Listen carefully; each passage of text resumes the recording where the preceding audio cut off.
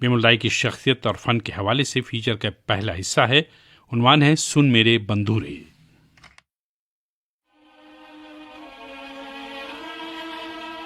टूटे हुए ख्वाबों ने हमको ये सिखाया है, दिल ने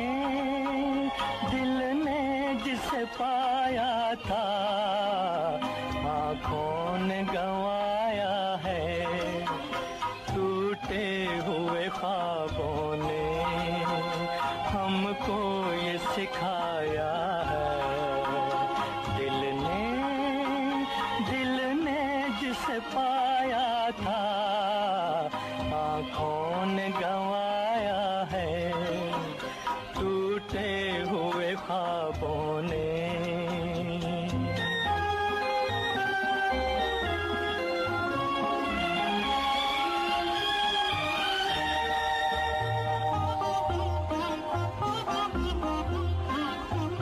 हम ढूंढते हैं उनको जो मिल के नहीं मिलते, हम ढूंढते हैं उनको जो मिल के नहीं मिलते, रूठे हैं न जाने क्यों मेहमां वो मेरे दिल के, मेहमां वो मेरे दिल के।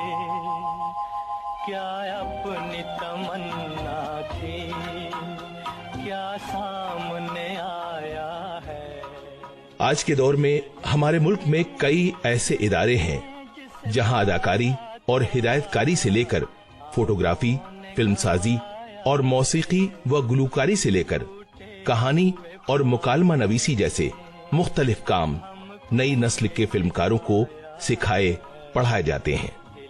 हम सभी ये बात जानते हैं कि किसी फिल्म को बनाने के लिए सैकड़ों लोगों बशमूल 10-15 तकनीकी और तख्लीकी माहिरीन की जरूरत होती है, जिनके अंदर कुव्वत तखय्युल, तकनीकी दस्तरस, फनून लतीफा का ज़ौक़ व शौक़, अदब व सक़ाफ़त की तफ़हीम और सलाहियतों की समझबूझ जैसी खुसूसियात कूट कूट कर भरी होती हैं। मज़कूरा सारे के सारे काम खुसूसी तवज्जो के मुतकाजी होते हैं और शाज़ो नादिर ही ऐसा देखने में आता है कि कोई फनकार या तकनीकी माहिर एक से ज्यादा कामों को करने की सलाहियत रखता हो। दिल ने जिसे पाया था आँखों ने गंवाया है। टूटे हुए ख्वाबों ने। नामवर अदाकार दिलीप कुमार के लफ्जों में बिमल रॉय एक ऐसी हमजहत शख्सियत थे जिनको एक शख्स नहीं फिल्मसाजी के मुकम्मल इदारे का दर्जा दिया जाना चाहिए। फिल्मसाजी का कोई ऐसा मैदान या कोई ऐसा पहलू न था जिसकी फनकाराना महारत और गहरी समझ उन्हें न रही हो।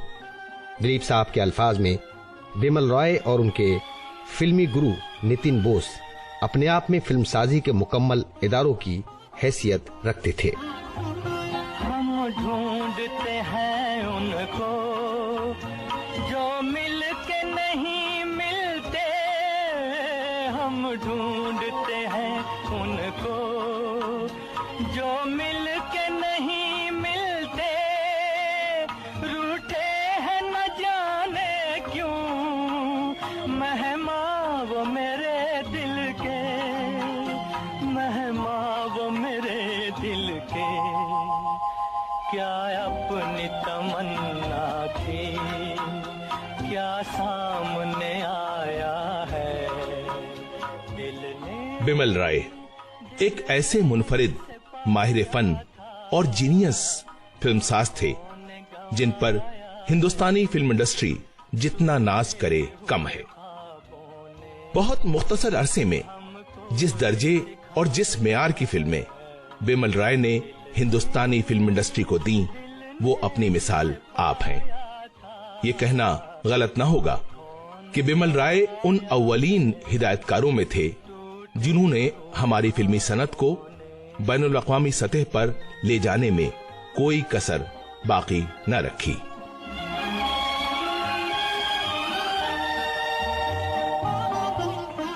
आज भी बिमल रॉय की फिल्मों के मौज़ूआत, उन मौज़ूआत की शायराना नहज, इंसानी जज्बात और एहसासात की उनकी गहरी समझ, मनाजिर की तरतीब, किरदारों के अंदरून के तई मुखलिसाना हमदर्दी, इंसानी तजादात की अक्कासी, तहजीबी और सकाफती अनासिर व अवामिल की बिलवास्ता और बिलावास्ता पेशकश, नजरियात व अफकार की समई और बसरी मानवियत, रोशनियों और परछाइयों की अनोखी जमालियात और मनाजिर की मानवी और इंतहाई फनकाराना अक्सबंदी नए दौर के फिल्मसाजों के लिए मिशल राह के मुमासिल है। दिल में रख लेना इसे हाथों से, ये छूटे न कहीं, गीत नाजुक है मेरा, शीशे से भी टूटे न कहीं।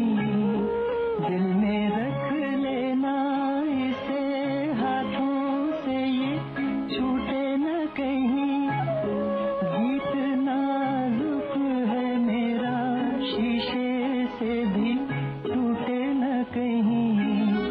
गुनगुनाऊंगा यही गीत मैं तेरे लिए, जलते हैं जिसके लिए। बिमल रॉय की हयात व खिदमात को समझने के लिए बेहतर तरीका ये होगा कि हम पहले उन हालात व मुशाहिदात और उन असरात पर नजर डालें जिन्होंने बिमल रॉय को बिमल रॉय बनाने में कलीदी किरदार निभाया। खास तौर से उनके बचपन का माहौल और खानदानी हालात हमें उनके ज़हन के गुमशुदा और गुमनाम गोशों, उनके नजरियाती और फनकाराना तर्ज फिक्र से आशना कराने में यकीनन मुमिदो मुआविन साबित हो सकते हैं।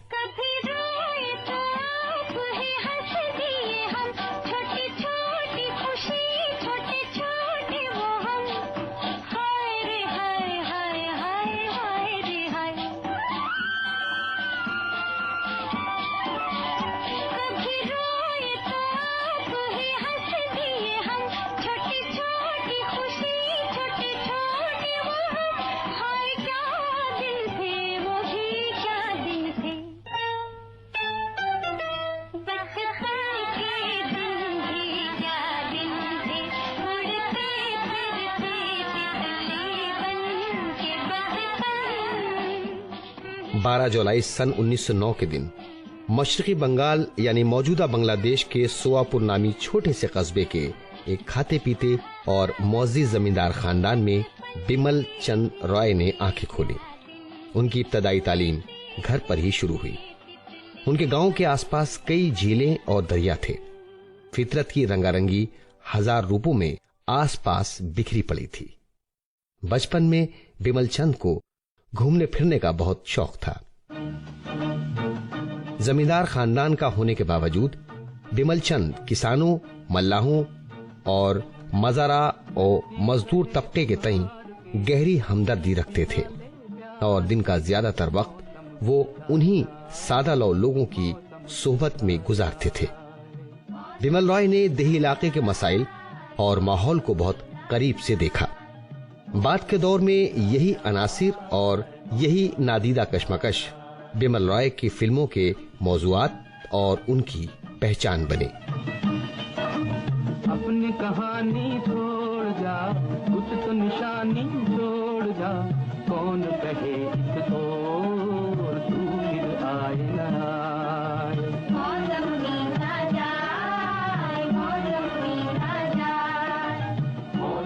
बिमल चंद और उनके 6 दीगर भाइयों ने बचपन की जिंदगी बहुत भरपूर अंदाज से गुजारी।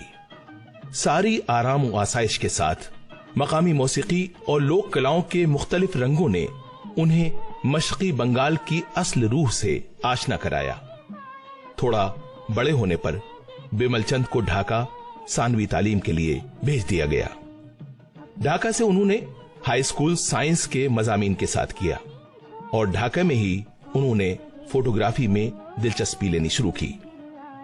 बिमल चंद जब भी छुट्टियों में अपने गांव वापस आते तो उनका कैमरा उनके साथ होता था और वो पूरे पूरे दिन कश्ती पर बैठकर झीलों और दरियाओं और ऊंची नीची ढलानों के और हरी भरी वादियों के खूबसूरत मनाजिर अपने कैमरे में कैद करते रहते थे। इसी दौर के मनाजिर और सौती असरात हमको बाद के दौर में उनकी मुताद्दिद फिल्मों में बारहा नजर आते रहते हैं। ये कौन हंसता है फूलों में छुप कर, बाहर बेचैन है किसकी धुन पर। ये कौन हंसता है फूलों में छुप कर, बाहर बेचैन है किसकी धुन पर। कहीं गुनगुन कहीं रुनझुन के जैसे नाचे जमीन, सुहाना सफर और ये मौसम हसी। हमें डर है हम खो न जाए कहीं, सुहाना सफर और ये मौसम हसी।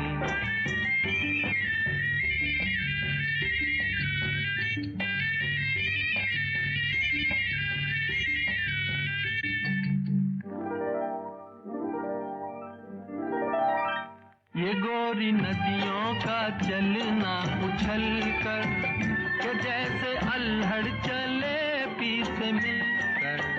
ये गोरी नदियों का चलना उछल कर, के जैसे अल्हड़ चले पीस मिलकर।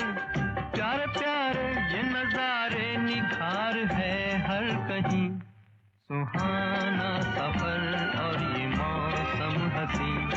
सुहाना सफर और ये मौसम हसी। हमें डर है हम खो न जाए कहीं, सुहाना सफर और ये मौसम हसी।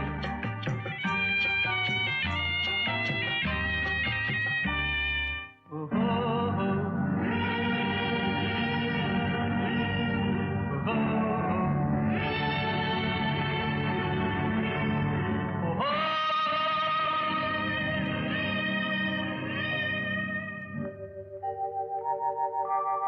वो आसमां झुक रहा है ज़मीं पर, वो आसमां झुक रहा है ज़मीं पर। ये मिलन हमने देखा यहीं पर, वो आसमां झुक रहा है ज़मीं पर। ये मिलन हमने देखा यहीं पर। मेरी दुनिया मेरे सपने मिलेंगे शायद यहीं, सुहाना सफर और ये। कहा जाता है कि लड़कपन के इसी दौर में बिमल चंद ने मकामी लोक नाटकों में भी दिलचस्पी लेनी शुरू की। उन्होंने कई मुअन्नस किरदार भी ड्रामों में अदा किए, लेकिन बदकिस्मती से गर्दिश अय्याम को कुछ और ही मंजूर था। एक दिन अचानक बिमल चंद के वालिद को मौत के बेरहम हाथों ने छीन लिया और देखते ही देखते बिमल चंद के भरे पूरे खानदान की नैया माशी अबतरी के भंवर में फंसती चली गई। बिमल चंद इस जमाने में ढाके के जगन्नाथ कॉलेज के तालिब इल्म थे और आला तालीम के ख्वाहिशमंद भी, लेकिन सारे मंसूबे अधूरे रह गए।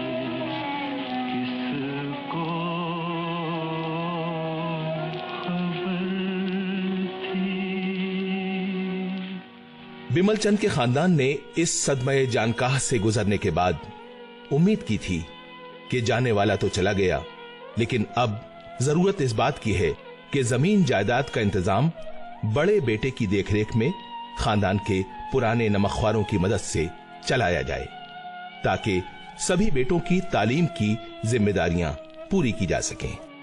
लेकिन किस्मत को कुछ और ही मंजूर था।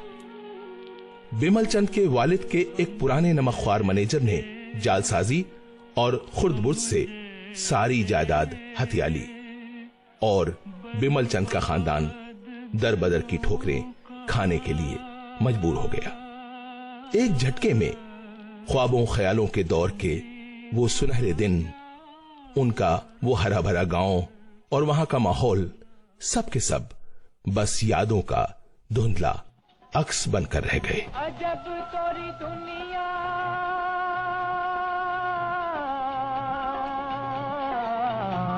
अजब तोरी दुनिया, ओ मोरे राम, अजब तोरी दुनिया, ओ मोरे राम। कदम कदम देखी भूल भुलैया, कदम कदम देखी भूल भुलैया, गजब तोरी दुनिया, ओ मोरे राम, गजब तोरी दुनिया, ओ मोरे राम, गजब तोरी दुनिया, ओ मोरे राम।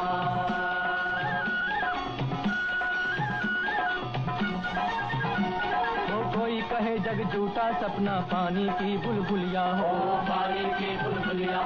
हर किताब में अलग अलग है इस दुनिया की हुलिया हो, इस दुनिया की हुलिया।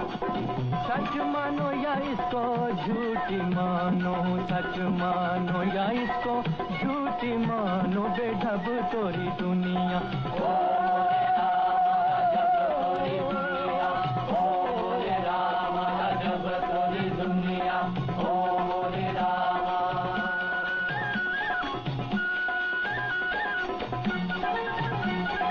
पर्वत काटे सागर पाटे महल बनाए हमने, हो महल बनाए हमने।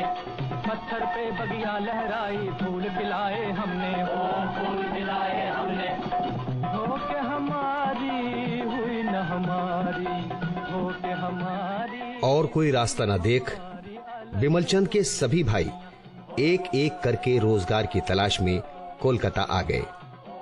हर तरह के हालात का साबित कदमी से मुकाबला करते हुए आखिरकार रॉय खानदान ने ट्रांसपोर्ट के बिजनेस में खातिर खा कामयाबी हासिल की। उनके कई भाइयों को ब्रिटिश कंपनियों में मुलाजमत मिल गई।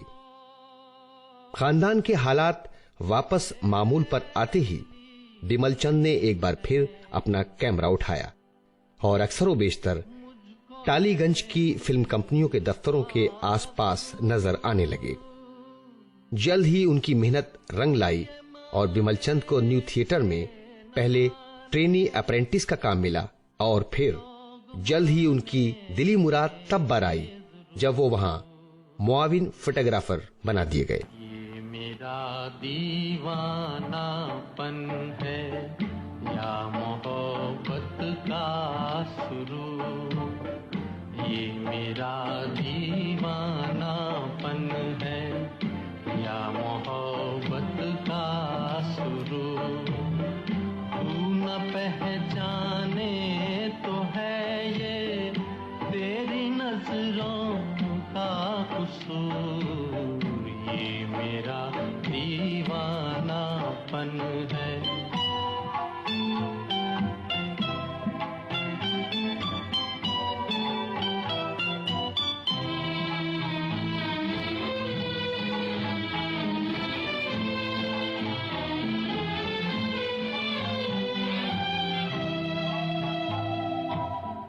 दिल को तेरी ही तमन्ना, दिल को है तुझसे ही प्यार, दिल को तेरी ही तमन्ना, दिल को है तुझसे ही प्यार। चाहे तू आए न आए हम करेंगे इंतजार, ये मेरा दीवानापन है या मोहब्बत का शुरू।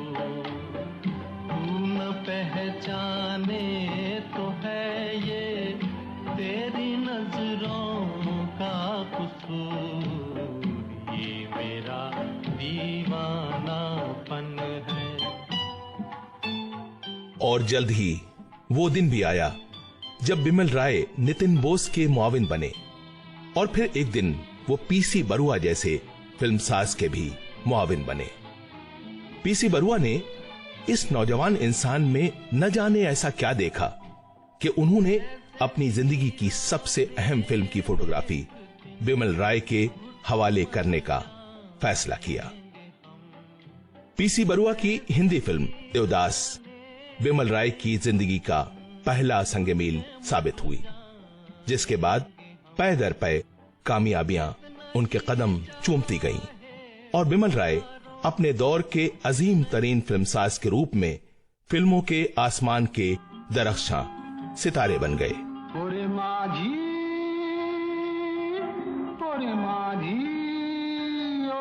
ओ मेरे माझी, मेरे साजन है उस पार, मैं मन मार हूँ इस पार।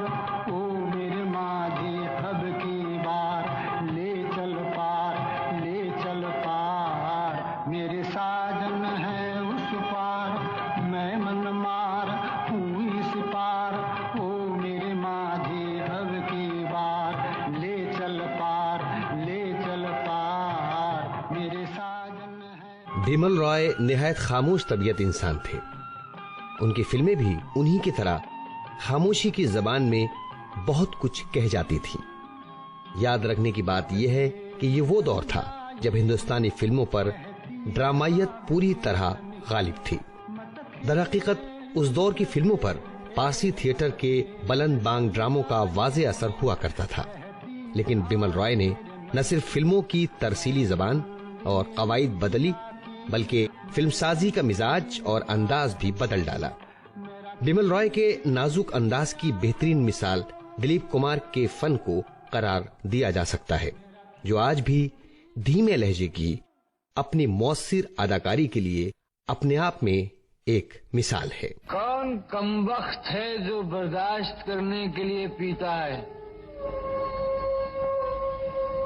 मैं तो पीता हूं कि बस सांस ले सकूं, और ऐसी जगह से उठकर जाने की ताकत नहीं है ना, तभी तो यहाँ पड़ा रहता हूँ, बस देखता रहता हूँ तुम्हारे मुंह की तरफ, तो भी मैं बिल्कुल बेहोश नहीं होता,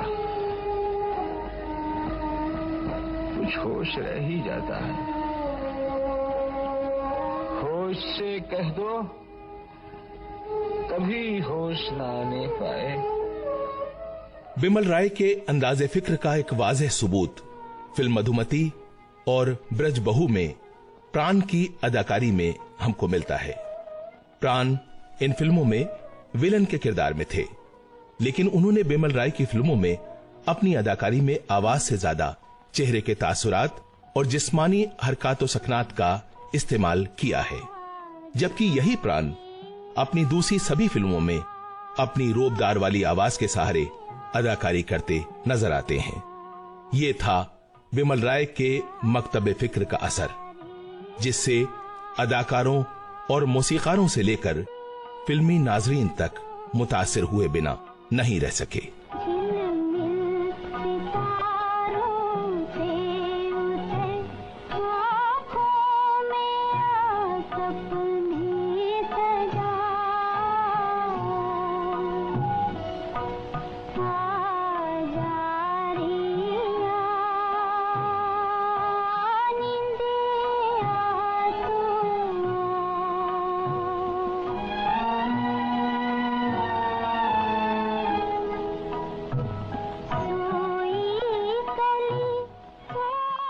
जंग अजीम के नतीजे में होने वाली बदहाली और हिंदुस्तान की बदबख्ताना तकसीम ने बिमल रॉय को हिंदी फिल्मों की जानिब रुख करने के लिए मजबूर किया। अगर मुल्क की तकसीम न हुई होती तो गैर मुनक़सिम बंगाली फिल्मी सनत हर एतबार से मुंबई की फिल्म इंडस्ट्री से बेहतर मकाम पर होती, और इसका एक मनफी पहलू यह भी होता कि मुंबई नितिन बोस, पीसी बरुआ और बिमल रॉय जैसी सलाहियतों से शायद महरूम रह जाती। लेकिन किस्मत को यही मंजूर था कि बेहतर मौके की तलाश में आने वाले बंगाली माहिरीन फन ने हिंदुस्तानी फिल्मों की किस्मत संवारने के साथ साथ अदबी अहमियत वाले मौजुआत की शायराना पेशकश के नादिर फन को भी आगे बढ़ाने का फरीजा निभाया और बिमल रॉय जैसे इंतहाई हसास फिल्मसाजों ने हमारी फिल्मों को नई जहतों और नई समतों से रूशनास कराया।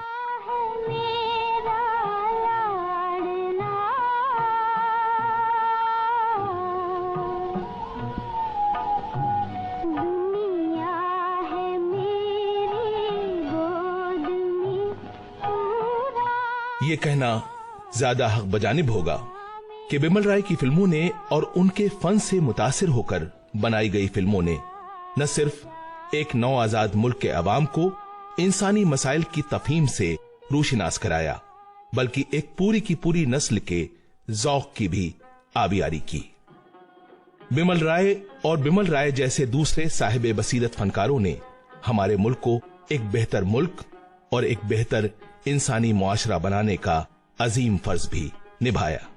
है मेरे प्यारे वतन, है मेरे बिछड़े चमन, तुझ पे दिल कुर्बान, तू ही मेरी आरज़ू, तू ही मेरी आबरू, तू ही मेरी जान, है मेरे प्यारे वतन, है मेरे बिछड़े चमन, तुझ पे दिल कुर्बान।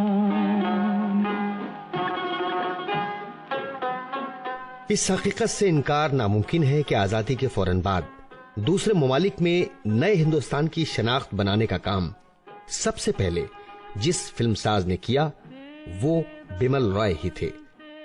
बिमल रॉय के फन से न सिर्फ दीगर ममालिक के फनकार और फिल्म बीन मुतासिर हुए, बल्कि अंदरूनी मुल्क भी एक पूरी नस्ल को बिमल रॉय के मौजुआत और उनके मुनफरिद अंदाज ने तकरीबन उंगली पकड़कर चलना सिखाया। उन हवाओं को सलाम, चूम लूं मैं उस जुबां को जिस पे आए तेरा नाम, सबसे प्यारी सुबह तेरी सब। उनकी दीगर फिल्मों के साथ साथ दो बीघा जमीन को हर एतबार से एक शाहकार फिल्म कहा जा सकता है। ये फिल्म हकीकत पसंदाना हिदायतकारी की एक नादिर मिसाल है, जिसने न सिर्फ फिल्म देखने वालों के मिजाज को बदल दिया, बल्कि फिल्म साजी की सनत के मिजाज और उसके मेयार और अंदाज को भी यकसर तब्दील कर डाला। इस फिल्म को हालांकि हिंदुस्तान की पहली मुतवाजी फिल्म भी माना जाता है, लेकिन याद रखने की बात यह है कि बिमल रॉय ने इस फिल्म को आम फिल्म नाजरीन के लिए ही बनाया था, बल्कि यह कहना ज्यादा मुनासिब होगा कि उस वक्त तक हमारे सिनेमा में मुतवाजी और मकबूल आम सिनेमा जैसी तकसीम अवाम और नाक़िदीन दोनों के लिए शायद काबिल कबूल नहीं हुई थी।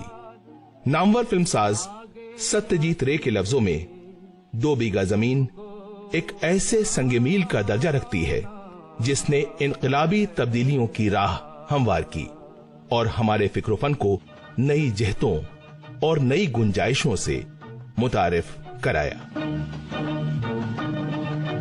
धरती कहे पुकार के, बीज बिछा ले प्यार के, मौसम बीता जाए, मौसम बीता जाए, मौसम बीता जाए, मौसम बीता जाए, मौसम बीता जाए, मौसम बीता जाए।